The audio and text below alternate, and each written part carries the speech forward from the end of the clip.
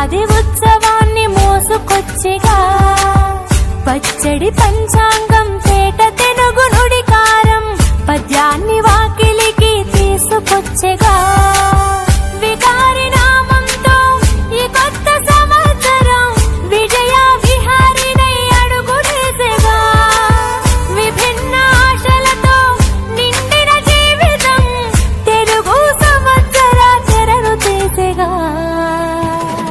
తీపి చేదు ఉప్పు కారం వగరు పులుపులా ఆరు రుచుల కలయికతో బ్రతుకు కదిలేగా